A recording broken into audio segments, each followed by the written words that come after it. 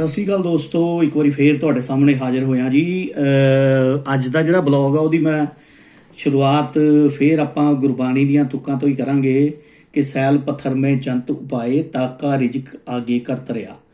ਇਹ ਜਿਹੜੀਆਂ ਤੁਕਾਂ ਦਾ ਜਿਹੜਾ ਅਰਥ ਹੈ ਉਹ ਹੈ ਕਿ ਪੱਥਰਾਂ ਦੇ ਵਿੱਚ ਜਿਹੜੇ ਜੰਤੂ ਉਸ ਅਕਾਲ ਪੁਰਖ ਨੇ ਪੈਦਾ ਕੀਤੇ ਆ, ਉਹਨਾਂ ਨੂੰ ਉਸ ਪੱਥਰਾਂ 'ਚ ਪੈਦਾ ਕਰਨ ਤੋਂ ਪਹਿਲੇ ਉਹਨਾਂ ਦੀ ਰੋਜੀ ਰੋਟੀ ਦਾ ਇੰਤਜ਼ਾਮ ਉਹਨੇ ਪਹਿਲੇ ਕਰਤਾ ਸੀ। ਤੋ ਇੱਥੋਂ ਇਹ ਡਿਫਾਈਨ ਹੋ ਜਾਂਦਾ ਕਿ ਜਿਹੜੇ ਇਨਸਾਨ ਆ ਜਾਂ ਜਾਨਵਰ ਆ ਜਾਂ ਕੋਈ ਵੀ ਪੇੜ ਪੌਦੇ ਪਕਸ਼ੀ ਜੋ ਵੀ ਹੈ ਇਸ ਧਰਤੀ 'ਤੇ, ਉਹਨਾਂ ਦੇ ਖਾਣ ਪੀਣ ਦਾ ਇੰਤਜ਼ਾਮ ਉਸ ਅਕਾਲ ਪੁਰਖ ਨੇ ਮੁੱਢ ਤੋਂ ਕਰਕੇ ਭੇਜਿਆ। ਸੋ ਇਹਦੇ ਵਿੱਚ ਕੋਈ ਡਾਊਟ ਨਹੀਂ ਹੋਣਾ ਚਾਹੀਦਾ। ਔਰ ਇਸੇ ਤਰ੍ਹਾਂ ਇਨਸਾਨਾਂ ਦੇ ਲਈ ਜਿਹੜਾ ਪ੍ਰੋਗਰਾਮ ਉਸ ਅਕਾਲ ਪੁਰਖ ਨੇ ਕੀਤਾ, ਉਹ ਕਿਸਾਨ ਉਸ ਨੂੰ ਉਹਦਾ ਜ਼ਰੀਆ ਬਣਾਇਆ ਰੋਜੀ ਰੋਟੀ ਦਾ।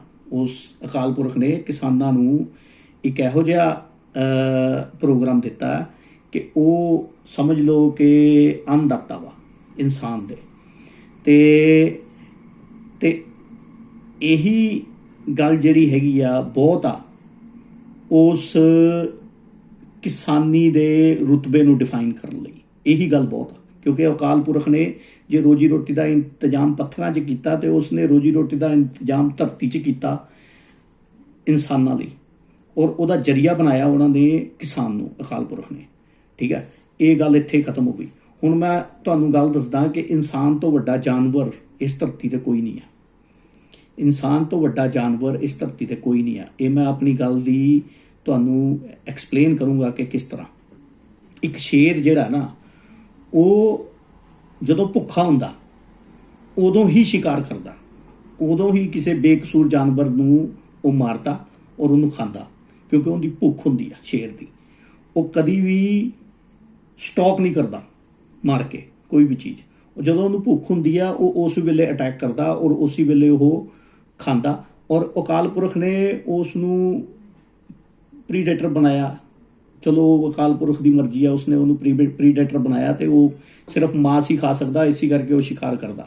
ਪਰ ਇਨਸਾਨ ਇੱਕ ਇਹੋ ਜਿਹਾ ਖਤਰਨਾਕ ਜਾਨਵਰ ਆ ਜਿਹੜਾ ਭੁੱਖ ਪੂਰੀ ਹੋਣ ਦੇ ਬਾਵਜੂਦ ਵੀ ਦੂਸਰੇ ਦੀ ਰੋਟੀ ਖੋਣੀ ਚਾਹੁੰਦਾ।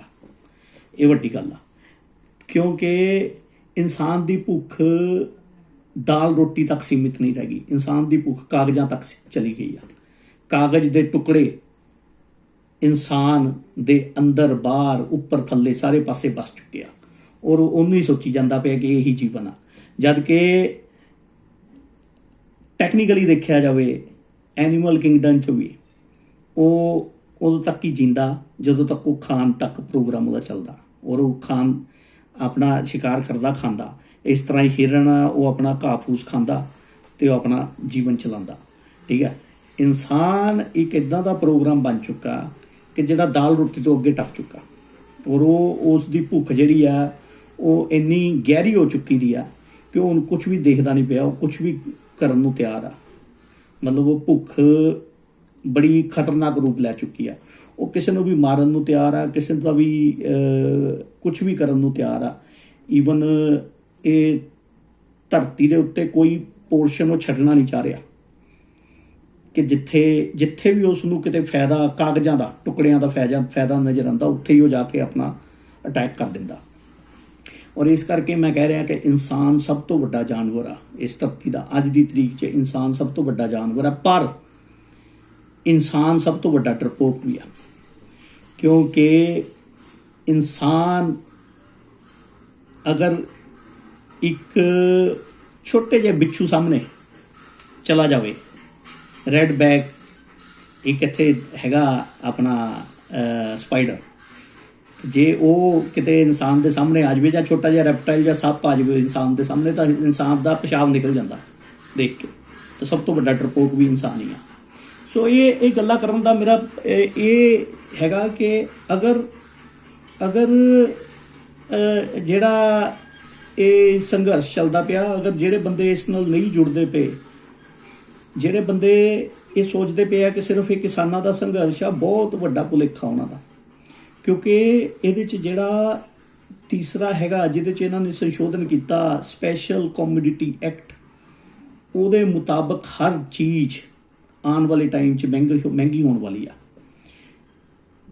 ਉਹ ਇਸ ਕਰਕੇ ਕਿਉਂਕਿ ਜਦੋਂ ਤੁਸੀਂ ਸਟਾਕਿੰਗ ਦੀ ਲਿਮਟ ਨਹੀਂ ਕਰੋਗੇ, ਸਟਾਕ ਜਦੋਂ ਬਹੁਤ ਜ਼ਿਆਦਾ ਕਪੈਸਿਟੀ ਨਾਲ ਤੁਸੀਂ ਕਰਾਉਣਾ ਸ਼ੁਰੂ ਕਰਤਾ ਤੇ ਡੈਫੀਨੇਟਲੀ ਉਹਦੇ ਨਾਲ ਜਿਹੜੀਆਂ ਕੀਮਤਾਂ ਦੇ ਵਿੱਚ ਚੜਾਵ ਆਊਗਾ। ਦੂਜੀ ਗੱਲ ਹੈ ਪ੍ਰੋਸੈਸਿੰਗ ਦੀ ਗੱਲ ਕਰਦੇ ਪਏ।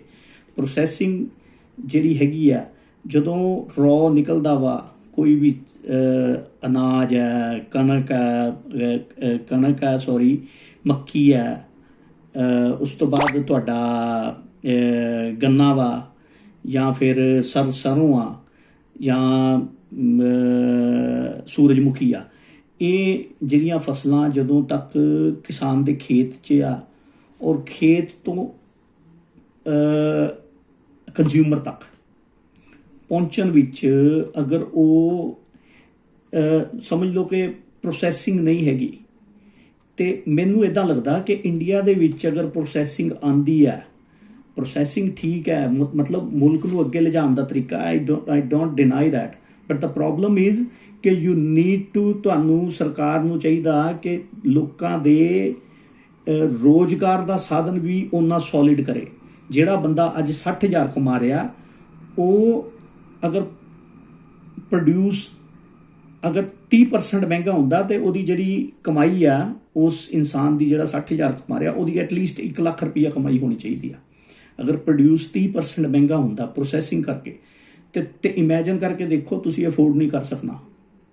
ਉਹ ਆਉਣ ਵਾਲੇ ਟਾਈਮ 'ਚ ਉਹ ਬਹੁਤ ਜ਼ਿਆਦਾ ਪ੍ਰਭਾਵ ਪਾਉਣ ਵਾਲਾ ਤੁਹਾਡੇ ਖਾਣ ਪੀਣ 'ਤੇ, ਤੁਹਾਡੀ ਅਫੋਰਡੇਬਿਲਟੀ 'ਤੇ, ਤੁਹਾਡੇ ਬੱਚਿਆਂ ਦੀ ਅਫੋਰਡੇਬਿਲਟੀ 'ਤੇ, ਤੁਹਾਡੇ ਜੂਸ ਖਰੀਦਣ 'ਤੇ, ਤੁਹਾਡਾ ਫਰੂਟ ਖਰੀਦਣ 'ਤੇ, ਫਲ ਖਰੀਦਣ 'ਤੇ, ਤੁਹਾਡੇ ਬੱਚਿਆਂ ਦੇ ਲਈ ਪ੍ਰੋਗਰਾਮ ਖਰੀਦਣ 'ਤੇ ਇਹ ਬਹੁਤ ਵੱਡਾ ਇਫੈਕਟ ਕਰਨ ਵਾਲਾ। ਸਾਡੇ ਇੱਥੇ ਅਸੀਂ ਅਫੋਰਡ ਕਰ ਸਕਦੇ ਹਾਂ ਕਿਉਂਕਿ ਸਾਡੇ ਕੋਲ ਅਫੋਰਡੇਬਿਲਟੀ ਆ, ਸਾਡੇ ਕੋਲ ਜਿਹੜਾ ਸਿਸਟਮ ਇੱਦਾਂ ਦਾ ਕਿ ਕਮਾਈ ਸਾਡੀ ਉਸ ਹਿਸਾਬ ਨਾਲ ਰੀਜ਼ਨੇਬਲ ਆ ਕਿ ਅਸੀਂ ਅਫੋਰਡ ਕਰ ਸਕਦੇ ਹਾਂ। ਸਾਡੇ ਤਾਂ ਇੱਥੇ ਇੰਡੀਆ ਤੋਂ ਜਿਹੜਾ ਮਾਲ ਆਉਂਦਾ ਉਹ ਐਕਸਪੋਰਟ ਕੁਆਲਿਟੀ ਦਾ ਆਉਂਦਾ ਔਰ ਅਸੀਂ ਅਫੋਰਡ ਕਰ ਸਕਦੇ ਹਾਂ। ਪਰ ਤੁਸੀਂ ਇਮੈਜਿਨ ਕਰਕੇ ਦੇਖੋ ਕਿ ਇੰਡੀਆ ਦਾ ਮਿਡਲ ਕਲਾਸ ਔਰ ਇੱਥੇ ਦਾ ਮਿਡਲ ਕਲਾਸ, ਜਿਹੜਾ ਮੈਂ ਆਸਟ੍ਰੇਲੀਆ ਦੀ ਗੱਲ ਕਰਦਾ ਪਿਆ, ਇੱਥੇ ਦੇ ਮਿਡਲ ਕਲਾਸ ਤੇ ਇੰਡੀਆ ਦੇ ਮਿਡਲ ਕਲਾਸ 'ਚ ਜ਼ਮੀਨ ਅਸਮਾਨ ਦਾ ਫਰਕ ਆ। ਜੇ ਇੱਥੇ ਦਾ ਮਿਡਲ ਕਲਾਸ ਅਫੋਰਡ ਕਰਦਾ ਪਿਆ ਉਹਨਾਂ ਚੀਜ਼ਾਂ ਨੂੰ ਬਿਕੋਜ਼ ਉਹਦੀ ਇਨਕਮ ਉਸ ਹਿਸਾਬ ਨਾਲ ਆ, ਇੰਡੀਆ ਦਾ ਮਿਡਲ ਕਲਾਸ ਉਹਨਾਂ ਚੀਜ਼ਾਂ ਨੂੰ ਅਫੋਰਡ ਨਹੀਂ ਕਰ ਸਕੂਗਾ। ਆਫਟਰ ਇਹ ਭੰਡਾਰਨ ਦੀ ਜਿਹੜੀ ਇਹ ਕਾਨੂੰਨ ਆ, ਇਹਦੇ ਬਾਅਦ ਇਹ ਹਰ ਇੱਕ ਬੰਦੇ 'ਤੇ ਇੰਪੈਕਟ ਕਰਨ ਵਾਲਾ ਇਹ ਕਾਨੂੰਨ। ਔਰ ਉਹਦੀ ਮੈਂ ਇਹ ਗਰੰਟੀ ਲਿਖ ਕੇ ਦਿੰਦਾ, ਜਿਹੜਾ ਸੇਬ ਆ ਉਹਦੇ 'ਤੇ ਜਦੋਂ ਸਟਿੱਕਰ ਲੱਗ ਜੂਗਾ ਔਰ ਵੱਡੀਆਂ ਵੱਡੀਆਂ ਕੰਪਨੀਆਂ ਉਹਨੂੰ ਬਾਏ ਕਰ ਲੂੰਗੀਆਂ ਔਰ ਉਸ ਤੋਂ ਬਾਅਦ ਉਹਦੇ 'ਤੇ ਜਿਹੜਾ ਉਹਨਾਂ ਨੇ ਪ੍ਰੋਸੈਸਿੰਗ ਔਰ ਉਹਦੀ ਪੋਲਿਸ਼ਿੰਗ ਐਂਡ ਆਲ ਕਰਕੇ ਉਸ ਤੋਂ ਬਾਅਦ ਉਹਦਾ ਜਿਹੜਾ ਰੇਟ ਹੋਣਾ ਵਾ ਉਹ ਐਟਲੀਸਟ 1.5 ਗੁਣਾ 2 ਗੁਣਾ ਵੱਧ ਜਾਣਾ। ਔਰ ਇਮੈਜਿਨ ਕਰਕੇ ਦੇਖੋ ਕਿ ਇੱਕ ਆਮ ਬੰਦਾ ਆਪਣੇ ਬੱਚੇ ਨੂੰ ਉਹ ਸੇਬ ਖਵਾ ਸਕਦਾ ਕਿ ਨਹੀਂ, ਆਮ ਬੰਦਾ ਆਪਣੇ ਬੱਚੇ ਨੂੰ ਉਹ ਸੰਤਰਾ ਖਵਾ ਸਕਦਾ ਕਿ ਨਹੀਂ, ਆਮ ਬੰਦਾ ਉਹ ਬੱਚੇ ਨੂੰ ਇੱਕ ਅੰਬ ਖਵਾ ਸਕਦਾ ਕਿ ਨਹੀਂ। ਇਹ ਬਹੁਤ ਵੱਡਾ ਵਿਸ਼ਾ ਵਾ ਜਿਹੜਾ ਆਉਣ ਵਾਲੇ ਟਾਈਮ 'ਚ ਇੰਪੈਕਟ ਕਰੂਗਾ ਹਰ ਇੱਕ ਉਸ ਇਨਸਾਨ ਨੂੰ ਜਿਹੜਾ ਅੰਨ ਖਾਂਦਾ ਵਾ, ਦਾਲ ਰੋਟੀ ਖਾਂਦਾ। ਅਸੀਂ ਇੱਥੇ ਦੀਆਂ ਐਡਮਿਨਿਸਟ੍ਰੇਸ਼ਨਾਂ ਬਹੁਤ ਸਹੀ ਆ, ਬਹੁਤ ਰੀਜ਼ਨੇਬਲ ਆ, ਉਹਨਾਂ ਦਾ ਪ੍ਰੋਸੈਸਿੰਗ ਵੀ ਇੱਦਾਂ ਹੀ ਆ ਕਿ ਪਹਿਲਾਂ ਅਫੋਰਡੇਬਿਲਟੀ ਕ੍ਰੀਏਟ ਕਰੋ, ਅਫੋਰਡੇਬਿਲਟੀ ਕ੍ਰੀਏਟ ਹੋ ਗਈ, now you can go and buy things. So ਇਹ ਜਿਹੜਾ ਪ੍ਰੋਗਰਾਮ ਆ, ਅਸੀਂ ਪਿੱਛੋਂ ਅੱਗੇ ਨਹੀਂ ਚੱਲ ਸਕਦੇ। ਅਗਰ ਪਿੱਛੋਂ ਦੀ ਅੱਗੇ ਚੱਲਣਾ, ਸਰਕਾਰ ਇੱਦਾਂ ਸੋਚਦੀ ਪਈ ਆ ਕਿ ਮੈਂ ਪਹਿਲੇ ਚੀਜ਼ਾਂ ਦੇ ਰੇਟ ਵਧਾ ਦਾਂ ਤੇ ਫਿਰ ਇਨਕਮ ਜਨਰੇਟ ਕਰਾਂ, ਤੇ ਮੈਂ ਆਉਣ ਵਾਲੇ ਟਾਈਮ 'ਚ ਮੈਂ ਤੁਹਾਨੂੰ ਦੱਸਦਾ ਪਿਆ ਕਿ ਜਿਹੜਾ ਮਿਡਲ ਕਲਾਸ ਆ ਉਹ ਗਰੀਬਾਂ ਨਾਲੋਂ ਵੀ ਬੱਤਰ ਹੋ ਜਾਊਗਾ। ਉਹ ਇੱਕ ਸੇਬ ਖਾਣ ਤੋਂ ਪਹਿਲੇ ਵੀ ਸੋਚੂਗਾ 10 ਵਾਰੀ ਕਿ ਮੈਂ ਸੇਬ ਲਵਾਂ ਕਿ ਨਾ, 100 ਰੁਪਏ ਦਾ 50 ਰੁਪਏ ਦਾ ਸੇਬ ਮੈਂ ਲਵਾਂ ਕਿ ਨਾ। ਇਹ ਆਉਣ ਵਾਲੇ ਟਾਈਮ 'ਚ ਹਰ ਇੱਕ ਬੰਦੇ 'ਤੇ ਇੰਪੈਕਟ ਕਰਨ ਵਾਲਾ। ਇਸ ਕਰਕੇ ਮੈਂ ਇਹ ਕਹਿੰਦਾ ਕਿ ਇਹ ਹਰ ਇੱਕ ਬੰਦੇ ਨੂੰ ਇਹ ਵਿਸ਼ੇ ਦੇ ਬਾਰੇ ਸੋਚਣਾ ਚਾਹੀਦਾ, ਵਿਚਾਰਨਾ ਚਾਹੀਦਾ। ਜਿੰਨੇ ਮੇਰੇ ਦੋਸਤ ਆ ਜ਼ਰੂਰ ਇਸ ਗੱਲ 'ਤੇ ਵਿਚਾਰ ਕਰਨ ਔਰ ਇੱਕ ਗੱਲ ਯਾਦ ਰੱਖਣ, ਜਿਹੜਾ ਮੈਂ ਕਿਹਾ ਵਾ ਕਿ ਇਨਸਾਨ ਤੋਂ ਵੱਡਾ ਜਾਨਵਰ ਨਹੀਂ ਆ। ਇੱਕ ਇਨਸਾਨ ਹੀ ਇਹੋ ਜਿਹਾ ਖਤਰਨਾਕ ਜਾਨਵਰ ਆ ਜਿਸ ਨੇ ਪੂਰੀ ਸ੍ਰਿਸ਼ਟੀ ਨੂੰ ਖਤਮ ਕਰਨ ਦਾ ਪ੍ਰੋਗਰਾਮ ਬਣਾ ਦਿੱਤਾ ਦਾ। ਇੱਕ ਨਿਊਕਲੀਅਰ ਬੰਬ ਸੁੱਟੂਗਾ, ਪੂਰੀ ਦੁਨੀਆ ਖਤਮ, ਕਿਸੇ ਜਾਨਵਰ ਨੇ ਨਹੀਂ ਬਣਾਇਆ। ਤਾਂ ਇਸ ਕਰਕੇ ਸਭ ਤੋਂ ਵੱਡਾ ਜਾਨਵਰ ਇਨਸਾਨ ਹੀ ਆ, ਜਿਹੜਾ ਕਿ ਪੂਰੀ ਸ੍ਰਿਸ਼ਟੀ ਨੂੰ ਤਬਾਹ ਕਰਨੀ ਚਾਹੁੰਦਾ। ਰੱਬ ਦੇ ਨਾਲ ਪੰਗੇ ਲਈ ਜਾਂਦਾ ਪਿਆ, ਰੱਬ ਲੱਭਣ 'ਤੇ ਲੱਗਾ ਦਾ ਪਤਾ ਨਹੀਂ ਕਿੱਥੇ ਕੀ ਲੱਭ ਕੇ ਉਹਨੂੰ ਕੀ ਲੱਭ ਕੇ ਮਿਲਦਾ, ਮੈਨੂੰ ਅੱਜ ਤੱਕ ਇਹ ਨਹੀਂ ਸਮਝ ਆ ਸਕਿਆ। ਉਹ ਰੱਬ ਨੂੰ ਲੱਭਣ ਤੇ ਲੱਗਾ ਦਾ ਵਾ ਕਿ ਕਿੱਥੇ ਮਿਲੂਗਾ। ਉਹ ਭਾਈਆ ਉਹ ਸ੍ਰਿਸ਼ਟੀ ਦਾ ਰਚੇਤਾ, ਉਹ ਤਾਂ ਪੱਤਿਆਂ ਹਰ ਆਈਟਾਂ ਪੱਥਰਾਂ 'ਚ ਵੀ ਵਿਰਾਜਮਾਨ ਆ, ਉਹਨੂੰ ਕਿੱਥੇ ਲੱਭਣਾ? ਉਹ ਤਾਂ ਲੱਭਣਾ ਹੀ ਨਹੀਂ, ਕਦੀ ਜ਼ਿੰਦਗੀ 'ਚ ਨਹੀਂ ਲੱਭਣਾ। ਇਸ ਕਰਕੇ ਇਹ ਚੀਜ਼ਾਂ 'ਤੇ ਗੌਰ ਕਰੋ। ਹਾਂ, ਜੇ ਰੱਬ ਕੋਈ ਹੈਗਾ ਵਾ, ਜੇ ਰੱਬ ਤੋਂ ਬਾਅਦ ਦੂਸਰਾ ਕੋਈ ਹੈਗਾ ਤੇ ਉਹ ਕਿਸਾਨ ਆ, ਕਿਉਂਕਿ ਉਹ ਸਾਰਿਆਂ ਦਾ ਢਿੱਡ ਭਰਦਾ ਪਿਆ। I think these guys R the real heroes. ਆ ਜਿਹੜੇ ਬਾਬੇ ਛਾਬਿਆਂ ਦੇ ਪਿੱਛੇ ਅਸੀਂ ਜਾਂਦੇ ਹਾਂ ਜਾਂ ਕਿਸੇ ਜਾਂਦੇ ਹਾਂ, ਉਹਦੇ ਨਾਲੋਂ ਬੈਟਰ ਆ ਕਿ ਆਪਾਂ ਕਿਸਾਨ ਨੂੰ ਇਹ ਮੰਨੀਏ ਕਿ ਇਹ ਸਾਡਾ ਅੰਨਦਾਤਾ ਵਾ। ਡੈਫੀਨੇਟਲੀ ਇਹ ਸਾਡਾ ਅੰਨਦਾਤਾ। ਔਰ ਅਗਰ ਜਿਸ ਦਿਨ ਇਹਨੇ ਬੀਜਣਾ ਬੰਦ ਕਰਤਾ, ਜਿਸ ਦਿਨ ਇਹ ਕਿਸਾਨ ਨੇ ਕਹਿ ਦਿੱਤਾ ਕਿ ਮੈਂ ਸਿਰਫ ਆਪਣੇ ਲਈ ਹੋਈ ਕੰਮ ਕਰਨਾ, ਆਪਣੇ ਲਈ ਬੀਜਣਾ, ਉਸ ਦਿਨ ਤੁਸੀਂ ਇਹ ਹਿਸਾਬ ਲਾ ਲਿਓ ਕਿ ਦੁਨੀਆ ਦੇ ਵਿੱਚ ਭੁੱਖਮਰੀ ਨਾਲ ਹੀ ਕਾਫੀ ਦੁਨੀਆ ਮਰ ਜਾਣੀ ਆ। ਸੋ ਇਸ ਕਰਕੇ ਇਸ ਗੱਲ ਨੂੰ ਵਿਚਾਰੋ। ਔਰ ਜਿਹੜੀ ਮੈਂ ਗੱਲ ਕਰਦਾ ਪਿਆ, ਇਹ ਦੇ ਪਿੱਛੇ ਕੋਈ ਜ਼ਰੂਰ ਰੀਜ਼ਨ ਇਹ ਆ ਕਿ ਇਹ ਜਿਹੜਾ ਮੁੱਦਾ ਵਾ, ਇਹ ਬਹੁਤ ਇੰਪੋਰਟੈਂਟ ਮੁੱਦਾ, ਹਰ ਇੱਕ ਇਨਸਾਨ ਲਈ ਇਹ ਬਹੁਤ ਇੰਪੋਰਟੈਂਟ ਆ। ਹਾਂ, ਮੈਂ ਸਰਕਾਰ ਦੇ ਮੈਂ ਹਮੇਸ਼ਾ ਇਹ ਕਹਿੰਦਾ ਕਿ ਐਡਮਿਨਿਸਟ੍ਰੇਸ਼ਨ ਹੋਣੀ ਜ਼ਰੂਰੀ ਆ, ਕਿਉਂਕਿ ਇਨਸਾਨ ਤੋਂ ਵੱਡਾ ਜਾਨਵਰ ਕੋਈ ਨਹੀਂ ਆ। ਇਨਸਾਨ ਅਗਰ ਐਡਮਿਨਿਸਟ੍ਰੇਸ਼ਨ ਨਹੀਂ ਹੋਊਗੀ, ਅਗਰ ਕਾਨੂੰਨ ਨਹੀਂ ਹੋਊਗਾ, ਤਾਂ ਇਨਸਾਨ ਹਰ ਹੱਦ ਪਾਰ ਕਰ ਜੂਗਾ। ਇਨਸਾਨ ਦੇ ਅੰਦਰ ਐਡਾ ਵੱਡਾ ਜਾਨਵਰ ਲੁਕ ਕੇ ਬੈਠਾ ਦਾ ਕਿ ਉਹ ਕਿਸੇ ਵੀ ਚੀਜ਼ ਦੀ ਪਰਵਾਹ ਨਹੀਂ ਕਰੂਗਾ, ਉਹਨੂੰ ਅਗਰ ਕਾਨੂੰਨ ਦਾ ਡਰ ਨਹੀਂ ਹੋਊਗਾ। ਐਡਮਿਨਿਸਟ੍ਰੇਸ਼ਨ ਹੋਣਾ ਜ਼ਰੂਰੀ ਆ, ਪਰ ਐਡਮਿਨਿਸਟ੍ਰੇਸ਼ਨ ਨੂੰ ਵੀ ਇਹ ਸੋਚਣਾ ਚਾਹੀਦਾ ਕਿ ਉਹ ਉਸ ਤਰ੍ਹਾਂ ਦੇ ਹੀ ਪ੍ਰੋਗਰਾਮ ਕਰੇ ਜਿਹੜੇ ਕਿ ਰੀਜ਼ਨੇਬਲ ਆ। ਲੋਕਾਂ ਦੀ ਜਾਨ ਤੇ ਬਣਾਉਂਗੀ। ਇੱਕ ਮਿਡਲ ਕਲਾਸ ਜਿਹੜਾ 50-60,000 70,000 ਮਹੀਨੇ ਦਾ ਕਮਾਉਂਦਾ, ਉਹ ਅਫੋਰਡ ਨਹੀਂ ਕਰ ਸਕਦਾ। ਉਹ ਜਿਹੜੇ ਸੇਬ ਨਿਕਲੂਗੇ ਉਹ ਵੱਡੇ ਧਨਾੜ ਦੇ ਕੰਪਨੀ 'ਚੋਂ, ਉਹ ਅਫੋਰਡ ਨਹੀਂ ਕਰ ਸਕਦਾ। ਉਹ ਧਨਾੜ ਦੀ ਕੰਪਨੀ 'ਚੋਂ ਸੇਬਾਂ ਦਾ ਜਿਹੜਾ ਜੂਸ ਨਿਕਲੂਗਾ ਉਹ ਅਫੋਰਡ ਨਹੀਂ ਕਰ ਸਕਦਾ। ਔਰ ਆਉਣ ਵਾਲੇ 1-2 ਸਾਲ 3 ਸਾਲ 'ਚ ਤੁਹਾਨੂੰ ਇਹਦਾ ਰਿਜ਼ਲਟ ਪਤਾ ਚੱਲੂਗਾ ਕਿ ਕਿੰਨਾ ਖਤਰਨਾਕ ਸੀਗਾ। ਹਾਂ, ਤੁਹਾਡੀ ਅਗਰ ਇਨਕਮ ਵੱਧ ਜਾਂਦੀ ਆ, ਅਗਰ 30% 40% ਤੁਹਾਡੀ ਇਨਕਮ ਵੱਧ ਜਾਂਦੀ ਅੱਜ, ਔਰ ਕੱਲ੍ਹ ਪਰਸੋਂ ਅਗਰ ਇਹ ਕਾਨੂੰਨ ਲੈ ਕੇ ਆਉਂਦੀ, ਤਾਂ ਮੈਂ ਇਹਨਾਂ ਦੀ ਫੇਵਰ ਕਰੂੰਗਾ, ਕਿਉਂਕਿ ਕਿਸਾਨਾਂ ਦੀ ਇਨਕਮ ਵੀ ਫਿਰ ਵੱਧ ਜਾਊਗੀ। ਹਰ ਬੰਦੇ ਦੀ 40% ਇਨਕਮ ਵੱਧ ਜਾਂਦੀ ਹੈ, ਔਰ ਉਸ ਤੋਂ ਬਾਅਦ ਇਹ ਬਿੱਲ ਆਉਂਦੇ ਆ। ਤੇ I think it's A positive step. ਫਿਰ ਮੈਂ ਇਹਨੂੰ ਕਹੂੰਗਾ ਕਿ ਪੋਜ਼ਿਟਿਵ ਸਟੈਪ ਆ, ਬਹੁਤ ਪੋਜ਼ਿਟਿਵ ਸਟੈਪ ਹੈ, ਕਿਉਂਕਿ ਤੁਹਾਡੇ ਕੋਲ ਉਨੀ ਅਫੋਰਡੇਬਿਲਿਟੀ ਆ ਕਿ ਤੁਸੀਂ ਉਹ ਕੁਆਲਿਟੀ ਚੀਜ਼ ਖਾ ਸਕਦੇ ਆ। ਪਰ ਅੱਜ ਦੀ ਤਰੀਕ 'ਚ ਅਗਰ ਤੁਸੀਂ ਦੇਖਿਆ ਜਾਵੇ ਤੇ ਇੰਡੀਆ ਦਾ ਜਿਹੜਾ ਚੰਕ ਆ ਉਹ ਮਿਡਲ ਕਲਾਸ ਆ, 70% ਮਿਡਲ ਕਲਾਸ ਆ। ਹੁਣ 60-70% ਜਿਹੜਾ ਮਿਡਲ ਕਲਾਸ ਆ, ਅਗਰ ਉਹਨੂੰ ਤੁਸੀਂ ਇਸ ਤਰ੍ਹਾਂ ਦਾ ਪ੍ਰੋਗਰਾਮ ਰੱਖ ਦੋਗੇ ਤਾਂ ਹੀ ਕਾਂਟ ਅਫੋਰਡ ਇਟ। ਇੱਥੇ ਸਾਡੇ ਮੁਲਕਾਂ 'ਚ ਡਿਫਰੈਂਟ ਆ ਪ੍ਰੋਗਰਾਮ। ਸਾਡੇ ਕੋਲ ਅਫੋਰਡੇਬਿਲਿਟੀ ਆ, ਸਾਡੇ ਕੋਲ ਇਨਕਮ ਆ, ਸਾਡੇ ਡਾਲਰ ਦੀ ਕੀਮਤ ਜਿਹੜੀ ਆ 50 ਗੁਣਾ ਵਾ। $1 ਇਜ਼ ਮਲਟੀਪਲਾਈ 50।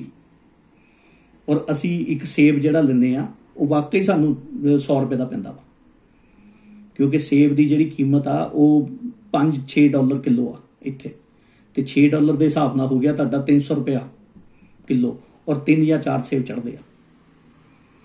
ਤੇ ਇਮੈਜਿਨ ਕਰਕੇ ਦੇਖੋ ਕਿ ਕਿਸ ਤਰ੍ਹਾਂ ਦੇ ਤੁਸੀਂ ਵਾਤਾਵਰਨ 'ਚ ਅੱਗੇ ਜਾ ਰਹੇ ਆ। ਇਸ ਕਰਕੇ ਮੈਂ ਕਹਿੰਦਾ ਕਿ ਜ਼ਰੂਰ ਜੁੜੋ, ਇਸ ਅੰਦੋਲਨ ਦੇ ਨਾਲ ਜ਼ਰੂਰ ਜੁੜੋ, ਔਰ ਆਪਣੀ ਆਵਾਜ਼ ਨੂੰ ਇਹਦੇ ਨਾਲ ਜੋੜੋ। This is not about any party, this is not about any religion, this is about your children's well-being।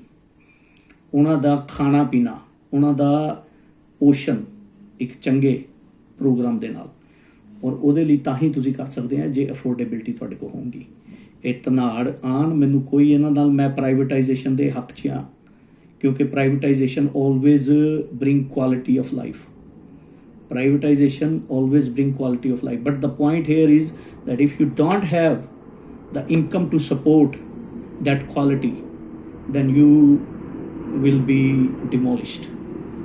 ਤੇ ਤੁਹਾਡੇ ਆਉਣ ਵਾਲੇ ਬੱਚਿਆਂ ਦਾ ਭਵਿੱਖ ਵੀ ਬੜਾ ਉਹ ਡਿਫਰੈਂਟ ਹੋਊਗਾ, ਕਿਉਂਕਿ ਅੱਜ ਦੀ ਤਰੀਕ 'ਚ ਮਾਲ ਨਿਊਟ੍ਰੀਸ਼ਨ ਨਾਲ ਕਿੰਨੇ ਬੱਚੇ ਤੁਹਾਨੂੰ ਪਤਾ ਭੁੱਖੇ ਸੌਂਦੇ ਆ ਇੰਡੀਆ 'ਚ, ਤੇ ਯੂ ਡੋਂਟ ਵਾਂਟ ਉਹਦਾ ਇੰਕਰੀਮੈਂਟ ਹੋਵੇ। 15-20% ਹੋਰ ਇੰਕਰੀਮੈਂਟ ਹੋ ਜਾਵੇ, ਕਿਉਂਕਿ ਜਦੋਂ ਅਫੋਰਡੇਬਿਲਟੀ ਘਟ ਗਈ ਉਦੋਂ ਤੁਸੀਂ ਚੀਜ਼ਾਂ ਅਫੋਰਡ ਨਹੀਂ ਕਰ ਸਕਦੇ। ਇੱਥੇ ਅਸੀਂ ਅਫੋਰਡ ਕਰ ਲੈਂਦੇ ਹਾਂ ਕਿਉਂਕਿ ਸਾਡੀ ਇਨਕਮ ਉਸ ਹਿਸਾਬ ਦੇ ਨਾਲ ਰੀਜ਼ਨੇਬਲ ਆ। ਔਰ ਮੈਂ ਜਦੋਂ ਮਿਡਲ ਕਲਾਸ ਦੀ ਗੱਲ ਕਰਦਾ, ਇੱਥੇ ਦਾ ਮਿਡਲ ਕਲਾਸ ਤੇ ਇੰਡੀਆ ਦੇ ਮਿਡਲ ਕਲਾਸ 'ਚ ਬਹੁਤ ਵੱਡਾ ਫਰਕ ਆ। ਸੋ ਇੰਡੀਆ ਦਾ ਜਿਹੜਾ ਅਪਰ ਮਿਡਲ ਕਲਾਸ ਆ, ਮੇਰੇ ਖਿਆਲ 'ਚ ਉਹ ਵੀ ਅਫੋਰਡੇਬਿਲਟੀ ਸ਼ਾਇਦ ਉਹਦੀ ਵੀ ਘਟ ਜਾਵੇ ਅਫੋਰਡੇਬਿਲਟੀ, ਕਿਉਂਕਿ ਜਦੋਂ ਇਹਨਾਂ ਚੀਜ਼ਾਂ ਦੀ ਵੈਲਿਊਏਸ਼ਨ ਕੀਤੀ ਜਾਏਗੀ, ਜਦੋਂ ਇਹ ਫਰੂਟ ਆਪਣਾ ਕੀ ਕਹਿੰਦੇ ਆ, ਕਣਕ, ਮੱਕੀ, ਬਾਜਰਾ, ਸੂਰਜਮੁਖੀ, ਸਰੋਂ, ਇਹਨਾਂ ਸਾਰਿਆਂ ਦੀ ਇਵੈਲੂਏਸ਼ਨ ਕੀਤੀ ਜਾਏਗੀ ਇਹਨਾਂ ਧਨਾਣਾ ਦੇ ਆਉਣ ਤੋਂ ਬਾਅਦ। ਉਸ ਤੋਂ ਬਾਅਦ ਤੁਸੀਂ ਇਮੈਜਿਨ ਕਰਕੇ ਦੇਖਿਓ ਵੀ ਇਹਨਾਂ ਦੀ ਕਿੰਨੀ ਪਰਸੈਂਟੇਜ 'ਚ ਇੰਕਰੀਮੈਂਟ ਹੁੰਦੀ ਆ। ਕੁਆਲਿਟੀ ਜ਼ਰੂਰ ਹੋਊਗੀ but there wouldn't be any affordability. That is the point I am trying to make here. So ਜਿਹੜੇ ਮੇਰੇ ਦੋਸਤ ਇਸ ਪ੍ਰੋਗਰਾਮ ਦੇ ਵਿੱਚ ਹਲੇ ਨਹੀਂ ਜੁੜੇ, ਉਹ ਚਾਹੇ ਬਾਹਰ ਆ ਚਾਹੇ ਕਿਤੇ ਵੀ ਆ, ਇਹ ਮਸਲਾ ਜਿਹੜਾ ਹੈਗਾ ਇਹਦੇ 'ਚ ਪੰਜਾਬ ਵੀ ਮੇਨਲੀ ਪੰਜਾਬ ਇਨਵੋਲਵ ਹੈ, ਕਿਉਂਕਿ ਪੰਜਾਬ ਤੇ ਹਰਿਆਣਾ ਇੰਡੀਆ ਦੀ ਜਿਹੜੀ ਪ੍ਰੋਡਿਊਸ ਦੀ ਕਪੈਸਿਟੀ ਆ ਉਹਦੇ 'ਚ ਚੰਕ ਪੰਜਾਬ ਤੇ ਹਰਿਆਣੇ ਦਾ ਵਾ। ਔਰ ਇਸ ਕਰਕੇ ਇਹਦੇ ਬਾਰੇ ਤੁਹਾਡਾ ਵਿਚਾਰ ਰੱਖਣਾ ਬਹੁਤ ਜ਼ਰੂਰੀ ਹੈ। ਚਾਹੇ ਕਿਸੇ ਵੀ ਧਰਮ ਨੂੰ ਬਿਲੋਂਗ ਕਰਦੇ ਆ, ਕਿਸੇ ਵੀ ਖਿੱਤੇ ਨੂੰ ਬਿਲੋਂਗ ਕਰਦੇ ਆ, ਤੁਸੀਂ ਕਿਸੇ ਵੀ ਕਿੱਤੇ ਨੂੰ ਬਿਲੋਂਗ ਕਰਦੇ, ਇਹਦਾ ਇਨਡਾਇਰੈਕਟਲੀ ਜਾਂ ਡਾਇਰੈਕਟਲੀ ਇੰਪੈਕਟ ਤੁਹਾਡੇ ਤੇ ਪੈਣ ਵਾਲਾ ਵਾ। ਇਹ ਮੈਂ ਤੁਹਾਨੂੰ ਗਰੰਟੀ ਲਿਖ ਕੇ ਦੇ ਦਿੰਦਾ। ਸਾਡੇ ਤੇ ਇੰਪੈਕਟ ਇੱਥੇ ਨਹੀਂ ਪਊਗਾ ਕਿਉਂਕਿ ਅਸੀਂ ਤਾਂ ਅਫੋਰਡੇਬਿਲਟੀ ਸਾਡੀ ਹੈਗੀ ਆ, ਵੀ ਕੈਨ ਅਫੋਰਡ। ਅਗਰ ਸਾਨੂੰ ਇਹ ਉੱਥੋਂ ਦੀ ਆਲਰੇਡੀ ਸਾਨੂੰ ਐਕਸਪੋਰਟ ਕੁਆਲਿਟੀ ਆ ਰਹੀ ਹੈ, ਸੋ ਵੀ not really worried about that, but the point here is ਕਿ ਅਗਰ ਕਿਸਾਨ ਨਹੀਂ ਬਚਿਆ ਤੇ ਫਿਰ ਇਮੈਜਿਨ ਕਰਕੇ ਦੇਖ ਲਓ ਕਿ ਆਲਰੇਡੀ ਭੁੱਖਮਰੀ ਕਿੰਨੀ ਹੈ, ਤੇ ਇਮੈਜਿਨ ਕਰਕੇ ਦੇਖ ਲਓ ਕੀ ਬਣੂਗਾ। ਐਡਮਿਨਿਸਟ੍ਰੇਸ਼ਨਸ ਨੂੰ ਚਾਹੀਦਾ ਹੈ ਕਿ ਪਹਿਲੇ ਅਫੋਰਡੇਬਿਲਟੀ ਲੋਕਾਂ ਦੀ ਕ੍ਰੀਏਟ ਕਰੇ, ਮਿਡਲ ਕਲਾਸ ਦੀ, ਉਸ ਤੋਂ ਬਾਅਦ ਇਹਦੇ ਬਾਰੇ ਸੋਚੇ। ਇੰਨੀ ਕੁ ਗੱਲ ਕਰਨੀ ਸੀਗੀ ਦੋਸਤੋ, ਤੇ ਮੈਂ ਸੋਚਿਆ ਤੁਹਾਡੇ ਨਾਲ ਇਹਦੇ ਬਾਰੇ ਵਿਸ਼ੇ ਤੇ ਗੱਲ ਕੀਤੀ ਜਾਵੇ। ਬੜੀ ਦੇਰ ਤੋਂ ਮੈਂ ਗੱਲ ਨਹੀਂ ਕੀਤੀ ਸੀਗੀ, ਤੇ ਬਾਕੀ ਆਪਾਂ ਫੇਰ ਮਿਲਾਂਗੇ, ਫੇਰ ਗੱਲਬਾਤ ਕਰਾਂਗੇ। ਤਦ ਤੱਕ ਲਈ ਖੁਸ਼ ਰਹੋ, ਆਬਾਦ ਰਹੋ, ਚੜ੍ਹਦੀ ਕਲਾ 'ਚ ਰਹੋ। ਮੇਰੀਆਂ ਗੱਲਾਂ ਸ਼ਾਇਦ ਕਈ ਲੋਕ ਸੋਚਦੇ ਹੋਣ ਕਿ ਇਹ ਸੋਚਾਂ 'ਚ ਬੜੀਆਂ ਪੈਂਦਾ ਜਾਂ ਇੱਦਾਂ ਜੋ ਉੱਦਾਂ। ਨਹੀਂ, ਮੈਂ ਕੋਈ ਇੰਨਾ ਜ਼ਿਆਦਾ ਡੀਪ ਸੋਚ ਨਹੀਂ ਰੱਖਦਾ। ਹਾਂ, ਮੇਰਾ ਰਾਜਨੀਤੀ ਨਾਲ ਥੋੜ੍ਹਾ ਜਿਹਾ ਲਗਾਵ ਜ਼ਿਆਦਾ, ਇਸ ਕਰਕੇ ਮੈਂ ਇਹਨਾਂ ਚੀਜ਼ਾਂ ਨੂੰ ਵਿਚਾਰਦਾ। ਤੇ ਮੈਂ ਕਿਸੇ ਪਾਰਟੀ ਦੇ ਖਿਲਾਫ ਨਹੀਂ ਹਾਂ, ਨਾ ਮੈਂ ਕਿਸੇ ਪਾਰਟੀ ਦਾ ਸਮਰਥਕ ਹਾਂ, ਨਾ ਮੈਂ ਕਿਸੇ ਪਾਰਟੀ ਦਾ ਵਿਰੋਧੀ ਹਾਂ, ਨਾ ਮੈਂ ਧਾਰਮਿਕ ਮਸਲਿਆਂ ਦੇ ਨਾਲ ਕੋਈ ਮੇਰਾ ਇੰਨਾ ਜ਼ਿਆਦਾ ਅਟੈਚਮੈਂਟ ਆ, ਕਿਉਂਕਿ ਮੈਂ ਆਪਣੇ ਆਪ ਨੂੰ ਕਾਫੀ ਇਹਦੇ ਵਿੱਚੋਂ ਕੱਢ ਚੁੱਕਾ ਬਾਹਰ। ਸੋ ਇੰਨੀ ਕੁ ਗੱਲ ਸੀਗੀ ਜਿਹੜੀ ਮੈਂ ਕਰਨੀ ਸੀ। ਬਾਕੀ ਫੇਰ ਮੈਂ ਤੁਹਾਡੇ ਨਾਲ ਦੁਬਾਰਾ ਕਦੀ ਜਦੋਂ ਆਪਾਂ ਗੱਲਬਾਤ ਕਰਾਂਗੇ, ਦੁਬਾਰਾ ਕੋਈ ਹੋਰ ਵਿਸ਼ੇ 'ਤੇ ਗੱਲ ਕਰੂੰਗਾ, ਫਿਰ ਉਸ ਤੋਂ ਬਾਅਦ ਤੁਹਾਡੇ ਨਾਲ ਆਊਂਗਾ। ਉਦੋਂ ਤੱਕ ਖੁਸ਼ ਰਹੋ, ਆਬਾਦ ਰਹੋ, ਚੜ੍ਹਦੀ ਕਲਾ 'ਚ ਰਹੋ, ਤੇ ਕਿਸਾਨ ਮਜ਼ਦੂਰ ਏਕਤਾ ਜਿੰਦਾਬਾਦ।